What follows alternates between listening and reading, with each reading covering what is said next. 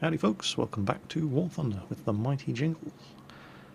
Been messing around in patch 1.37 and something that, well, a lot of people are complaining about the matchmaking without fully understanding what's going on behind the scenes when you select a lineup of aircraft. Obviously, if you go to the research tree, aircraft are split into 5 different ranks now. So you've got your rank 1s, 2s, 3s, 4s and 5s. Of course, not everybody's tech tree is fleshed out quite as well as everybody else. You can see the Americans have 6 different rank 5s to choose from. The Germans only have 4, and one of them is a joke. The Russians have 6 to choose from, including 2 MiG-15s. Yikes. The British are quite well represented. They have 5, even though the Vampire, which is technically a rank 5 aircraft, I wouldn't put into a rank 3 battle. And the Japanese, unfortunately, only have 1, the KI-200. But it's not just the rank of the aircraft that the Matchmaker takes into account. Each aircraft is given a battle rating. So, for example, if we go back to the Americans, what I have here is an exclusive rank 2 American aircraft. So you'd expect to hit the battle button and get thrown into a rank 2 game. Well, that's not necessarily the case. Because if you mouse over the aircraft, you're going to see that the P-40E-1 has a battle rating of 2.7. That means it's effectively rank 2.7. It's almost rank 3, as far as the Matchmaker is concerned. And there it is. You were actually looking at a picture of the P-400 there. The F-6F, the good old Hellcat, is battle rating 3. It's considered to be a rank 3 aircraft, in effect, even though it sits here in rank 2. It's a very, very good rank 2 aircraft. The XP-50, Experimental Heavy Fighter, is actually rank 3.3, or battle rating 3.3. The A-20, 2.7, so it's still at the high end. The P-39Q5 Aerocobra, 3.3 again. The F-4U-1A, 3.3. The P-39N Aerocobra, 3.3. The P-400 is 3. I strongly disagree with that assessment. That thing is not very good. And the trusty TBF-1C Avenger, 2.3. So you can see that the battle ratings of the aircraft that I have selected here in my American lineup is actually quite heavily skewed towards higher tier matchmaking. So this can be why you think the Matchmaker's screwing you over when you're picking a rank 2 lineup and you're getting, more often than not, into rank 3 games. Now it's important to bear in mind that the battle ratings of your aircraft are different in arcade and historical, or what they call realistic battles now. And just as an example, if you were to look at something like the Yak-9T, in fact, let's find it and I'll show you what I mean. It's got to be here somewhere. There you go, Yak-9T. Now, whoa, there you go. It's a rank 3 aircraft, but its battle rating is 3.7. Now, the Yak-9T is deadly in arcade battles, but it's not very good in historical or realistic because it only gets 30 rounds of ammo for that 37mm cannon, and in realistic battles, what used to be known as historical battles, you can't reload the thing in the air. And once you run out of ammunition, which happens very quickly with that 37mm cannon, you're reduced to having one 12.7mm machine gun. And that only has 200 rounds of ammunition. So the Yak-9T is actually dog shit in historical battles, unless you are an incredibly good shot. Arcade, different matter entirely. When you can reload in the air and train your reload skill, you can get this thing, it just never runs out of ammo. And so the limitations of something that give it a worse battle rating in historical or realistic battles mean that it can still be a very, very good aircraft in arcade and have a higher battle rating in arcade than it would in historical. I keep calling it historical. They're called realistic battles now.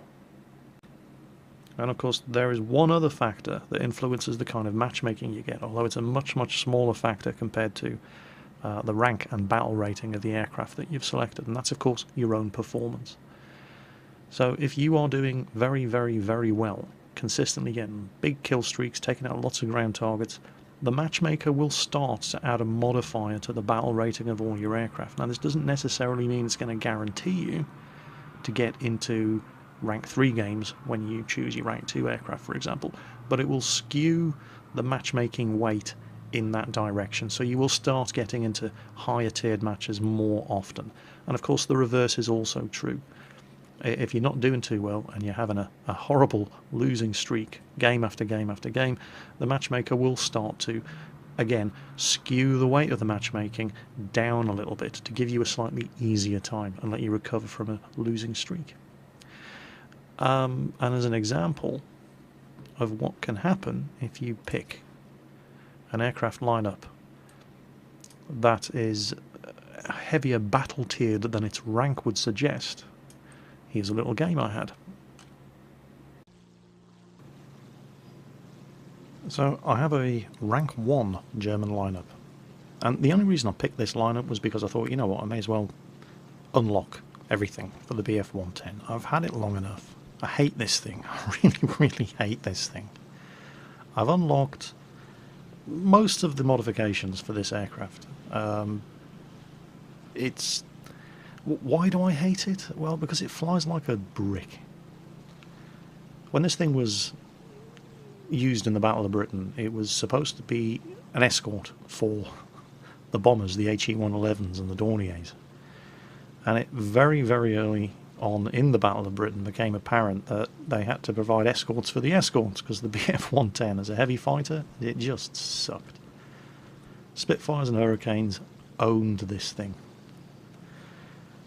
And it very early on in its career ended up being relegated to the night fighter role. It very definitely was not a frontline heavy fighter aircraft. And this happened to a lot of aircraft that were designed in the 1930s and maybe did well, for example, in the Spanish Civil War, when flown by the Condor Legion. But the pace of aircraft development in the mid-30s and the early 40s was so rapid. Oh, I love this.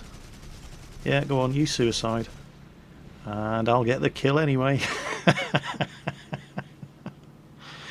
Well, it was an assist. I do love that when people, and they're just doing it out of spite. When they know they're going to go down, and instead they just try to ram a ground target instead to deny you the kill.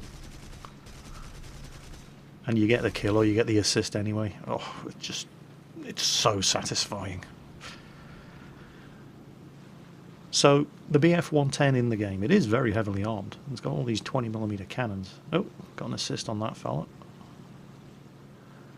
I ended up getting a lot of assists in this match. And yeah, so rank 1 German lineup, purely and simply, and there's another hit, purely and simply because I just wanted to get the unlocks on this thing. I didn't really care what else I was flying. And this thing just, oh man. Oh, that was good. My first kill. I'm having to... It's kind of a little like the situation you get when you're flying the Corsairs. The Corsairs, on paper, do not turn very well at all. But if you keep the speed up and you make judicious use of the landing flaps, the Corsair can turn on a dime. And there's another assist. And the BF-110 is kind of like that, just nowhere near as good at it, because it just bleeds off speed. I mean, it can't get very fast in the first place, unlike the Corsair. And it bleeds off speed when you turn, and you're using the elevators. You roll the plane over like this, and then you use the elevators to pull a steeper turn. It just practically stalls in the air. And I'm taking hits. Generally speaking, when you're flying one of these things and you get a proper fighter on your tail, you are dead meat. The tail gunner doesn't have a great fire arc. If you have a look, and you can see he can barely peek over the rear of the fuselage. And I've lost an engine. So, am I going to be able to land this thing? see if we can sneak a few more. Nah, completely missed this guy.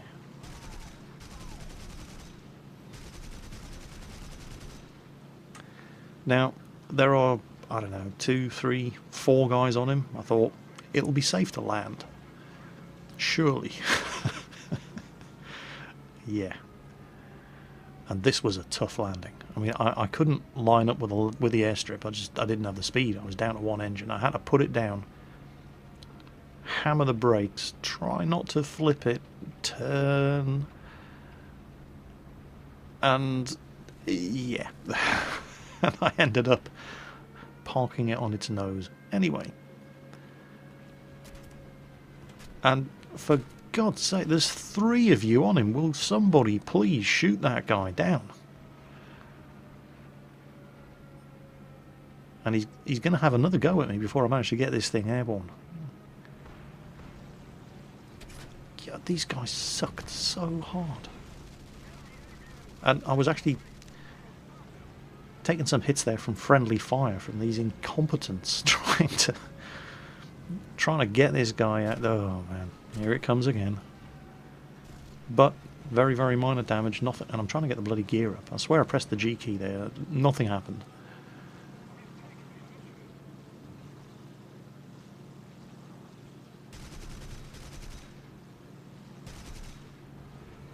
Now, proper flight sim players are probably watching what I'm doing right now and just crying tears of pure frustration. Welcome to the War Thunder arcade flight model, where pretty much everything flies like a UFO. I cannot even begin to imagine what it must be like trying to fly a BF-110 in realistic. There's another hit. I'm going to get an assist out of that.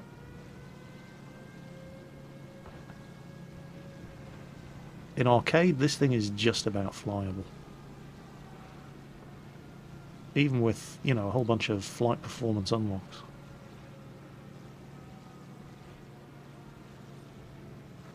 And it was around about now that I started thinking, hang on a minute, did I just see an MC202 Folgor?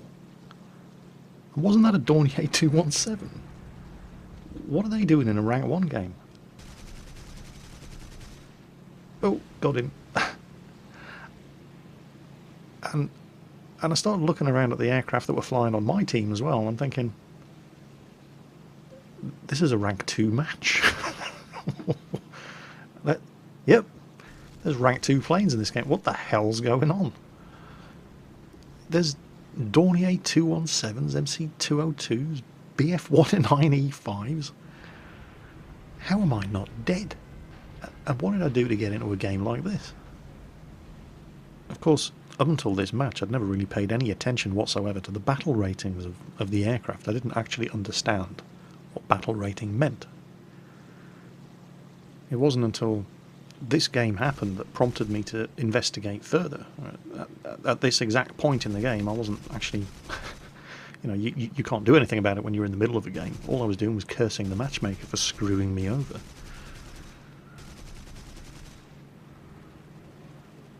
Scored a couple of hits on that Hawk. I should be able to get an assist out of it if I can catch him, which is by no means guaranteed.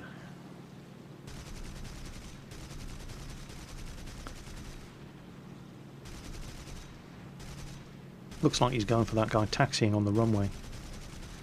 I thought he might actually be dumb enough to try to ram him on the runway, which would have been hilarious because it doesn't work.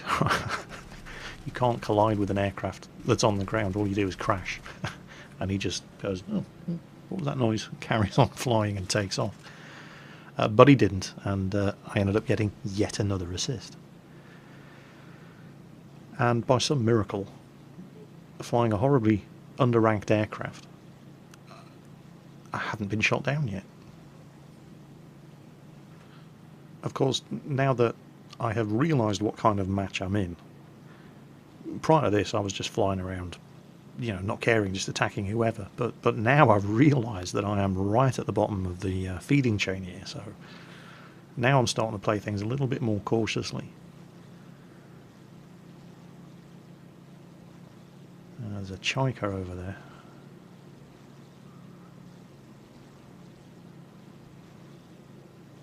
Not sure what he's doing here. When he went with dive like that, he didn't seem to drop any bombs. And low on power, as he reached the top of that climb, he made himself... Well, I'm not going to say he made himself an easy kill, because it's not easy to get the guns of this thing pointed at anything. But he certainly made it easier. Here comes an MC200. Scored a hit, but nothing critical. Pull this thing around. He's not going after me. And you know, BF-110s are such easy kills, it never ceased to amaze me that nobody seemed to... I mean, a couple of people took shots at me, but nobody really seemed to stick on me and try to finish me off. Which is quite surprising, because, well, you know what it's like. People see easy kills, they tend to go for them at the exclusion of all others. And the BF-110 is an easy kill. There's a lag 3. I just want to score a hit. And again, using the flaps, using the elevators. Really hard to get. I mean, a powerful armament, but you've got to be able to aim it at what you're shooting at for it to be of any use. Check my 6, there are all players coming in.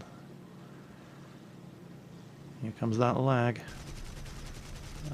The thing about the BF-110 is, even if you do try to avoid head-on collisions, it just responds so slowly to the controls.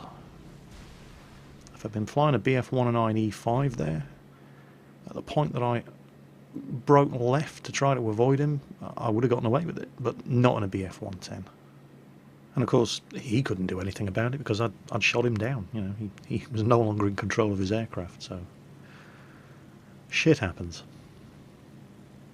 Now then, I'm also trying to chase some of the Italian medals, so I'm playing my Italian Air Force aircraft wherever possible as well.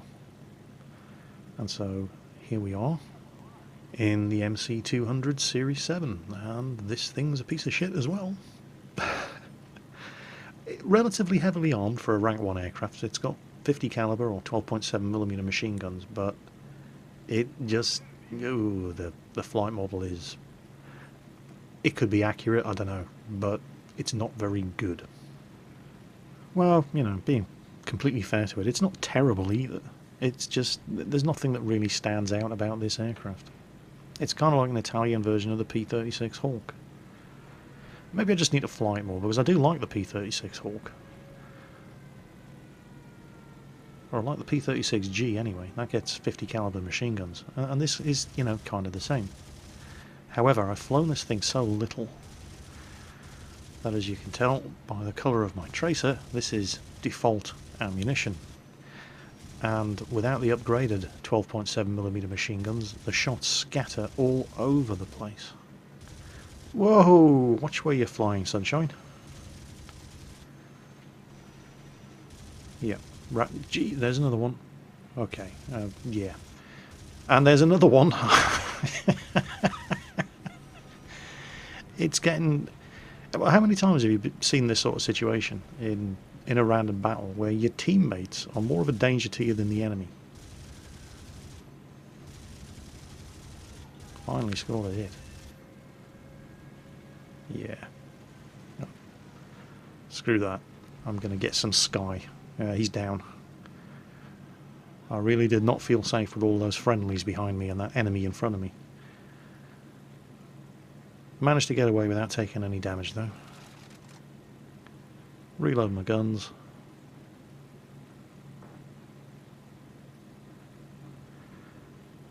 Have a look around.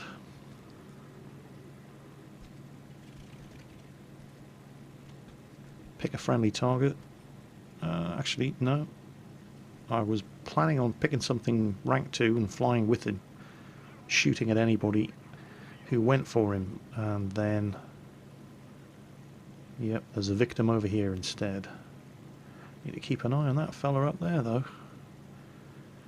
I really don't like the look of that.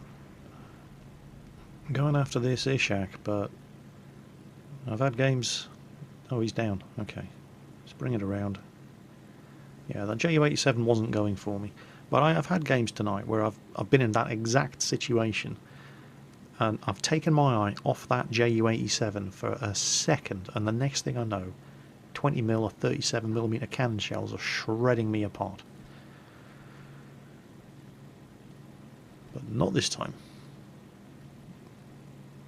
Looks like he's trying to bomb our airfield. Seriously, if you're flying a dive bomber, don't try to bomb an airfield. Right, go for the pillboxes and the heavy tanks. You will not survive your bombing run on the airfield if there are fighters nearby, because you're a dive bomber. You don't even get your bomb aiming reticle until you put the nose of the aircraft down and start going into a dive, and all you're doing is sacrificing altitude. Right? You're making it easier for the fighters to come and get you. As is happening here. Especially in arcade, where, yeah, you build up all that speed in the dive, but everybody has engine boost in arcade. They can catch you, and that's exactly what happened to that guy. It'd have been far better going after pillboxes, heavy tanks, you know, things like that. Because the Ju-87 doesn't even have the bomb load to take out an airstrip anyway. You would probably have to reload 20 or 30 times to do it. Leave the airstrips and the big stationary targets, the area targets, leave that. Oh, we're doing all right here. But yes, leave that sort of thing to the medium and the heavy bombers. Dive bombers, like the Ju-87 in particular, are just far, far better at going after things like pillboxes, you know, heavy tank columns, things like that. Well, anyway, chasing after that Ju-87 took me well away from the action, so put this thing into a shallow climb, put some energy in the bank, and hello. See if we can score a hit on this guy. Yep, got a hit. No, I'll have to settle for an assist. There's too many people on him, and I'm not going to. Actually, turning around would be a very, very good idea right now. There's a P-40 over there, and I definitely saw a MiG-3 and a Yak-7. The P-26 I could probably handle. He's the same rank as me, but the rest of them are all rank 2, so bugger that. If they want to come after me, and they are coming after me, I'll lead them towards the rest of my team. Unfortunately, I made a couple of mistakes here. I didn't lead them far enough, for one thing. And then I got my dumb ass into a head-on, which is never a good idea, especially not if you're getting into a head-on with a Yak-7B, because he's got a 20mm cannon. Scoring a hit is not good enough. So that was spectacularly stupid. And I got what I deserved.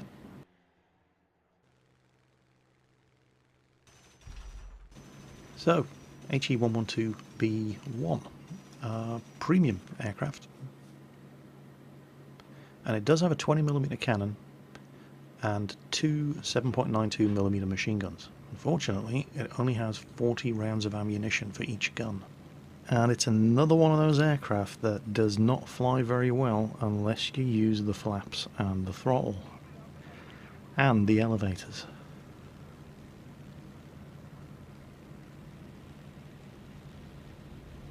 Unlike the BF-110, it holds a decent bit of speed. Scored a hit. Nothing critical though. All these guys are higher ranked than me, of course. Pick another target. Spread the love around. Oh, good stuff. That was a useful kill. I done bagged me a MiG-3.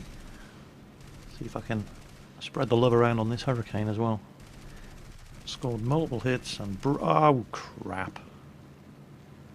Well, I went to brake right. Unfortunately, so did he. I left it too late. That was 100% my fault. I'd critted him, damaged his wing. That would have been a kill, but I flew into him, and instead, I got nothing out of it. He went down in a crash. And that is why you've got to watch your distance when you're in mid-air engagements. If he goes down in a crash, it's not a kill. Right? All you've succeeded in doing, all I've done here is wrecked my left wing. All that work I put into nailing that Hurricane wasted because I left it too late to break. Meanwhile, how about this for some evasive flying? I don't know how many, I don't even dare turn the camera around to check how many of them are on me. And he's overflown. It's a Yak 7B. Oh, shit. Come on, watch out. I mean, I appreciate the assistance, but I've got this. There we go.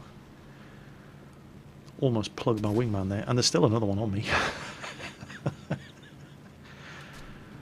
Let's see if I can get some shots into that. HE112. Yep, hit him. He's not the only one who's just got hit though. Alright, Jingles, just for now, just concentrate on keeping some air between you and the ground. It doesn't look like I'm being shot at anymore. So, help your wingman.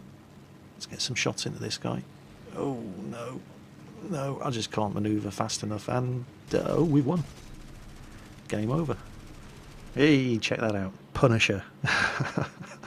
A rank 1 fighter hunter award in a rank 2 game. Not too bad. Okay, so that was the first win of the day for the Germans. So let's see what we got out of that. New 20 mils for the BF-110 at last. We'll go for wing covers next. Ammo belts for the MC200. That's going to help a lot. Instead of firing the default ammo all the time. And we got the compressor as well. Good stuff.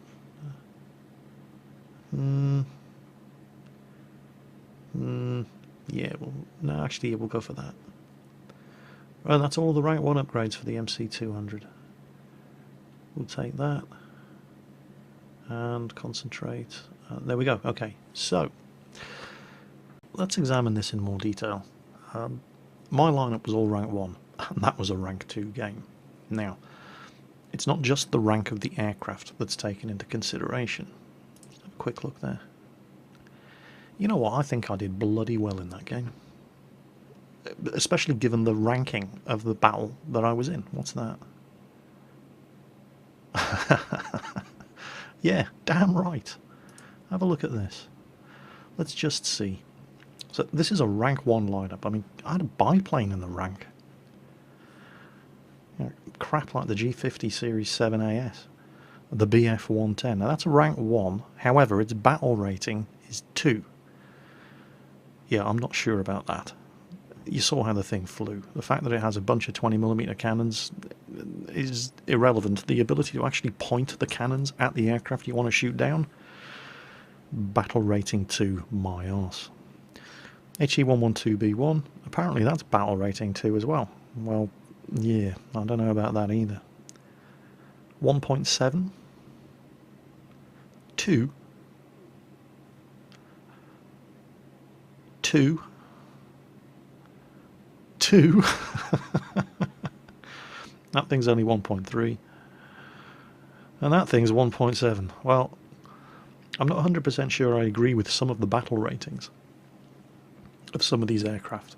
There is no way that is a battle rating 2 aircraft.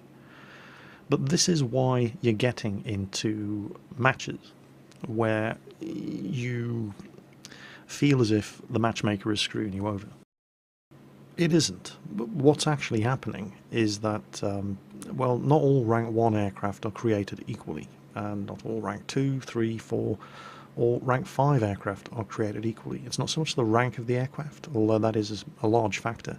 It's the battle rating of the aircraft. Whether or not you agree with the battle rating that guys you have assigned to the aircraft that you want to put in your lineup is a completely different argument, but the battle rating of the aircraft that you're flying plays a much, much greater role in determining the kind of matchmaking you're going to get.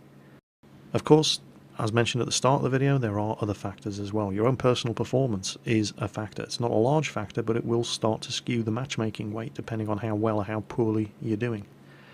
And of course the time of day that you're playing. However many other people are also playing War Thunder at the same time.